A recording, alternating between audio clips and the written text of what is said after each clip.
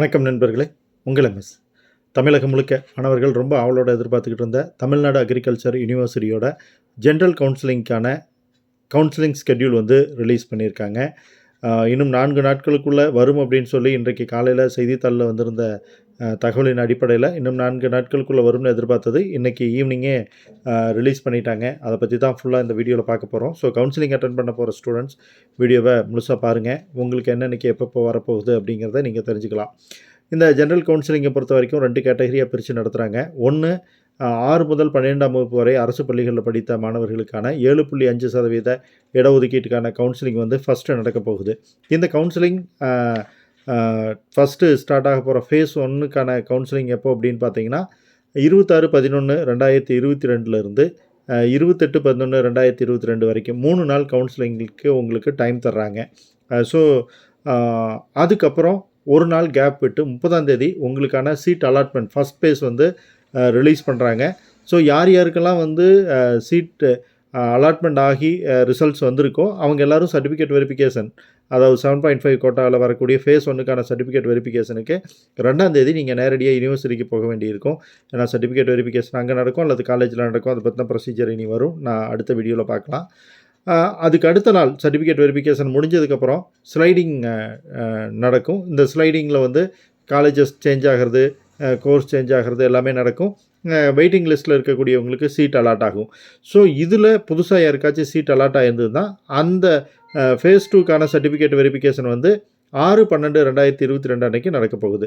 Sliding வந்து அடுத்த நாள், அதாவது 3/12/2022 நடக்க போகுது.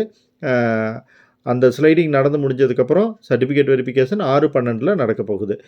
இது முடிஞ்சதுக்கு பிறகு ஜென்ரல் கவுன்சிலிங், அதாவது 92.5% அந்த கேட்டகரியில் வரக்கூடிய ஸ்டூடெண்ட்ஸ் ஜென்ரல் கவுன்சிலிங்கில் வரக்கூடியவங்களுக்கு பார்த்தீங்க அப்படின்னா ஸ்பெஷல் ரிசர்வேஷன் எல்லாம் போக மீதி இருக்கிறவங்களுக்கு ஃபேஸ் 1 ஸ்டார்ட் ஆக போகிறது 5/12/2022 7/12/2022 வரைக்கும் 3 நாட்கள் உங்களுக்கு அலாட் பண்ணியிருக்காங்க. சீட் அலாட்மெண்ட் அதே மாதிரி ஒரு நாள் கழித்து 9/12/2022 அன்றைக்கி உங்களுக்கு சீட் அலாட்மெண்ட் வருது.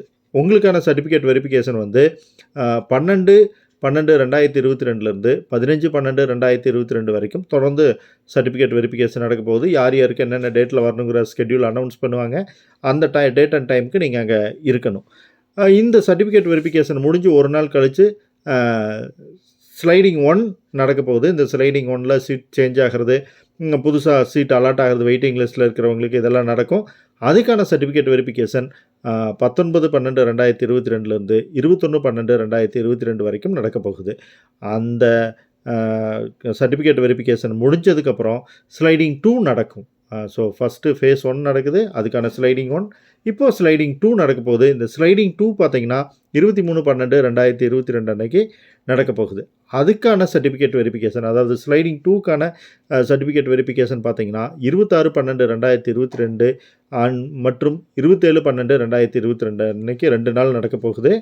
அதுக்கப்புறம் ஸ்லைடிங் 3 நடக்க போகுது. இந்த ஸ்லைடிங் 3 கிட்டத்தட்ட எண்ட் ஆஃப் த கவுன்சிலிங் அப்படின்னு சொல்லலாம். இது முடிஞ்சதுக்கப்புறம் இண்டஸ்ட்ரியல் ஸ்பான்சர்ஷிப் கோட்டாவும் என்ஆர்ஐ கோட்டாவும் நடக்க போகுது.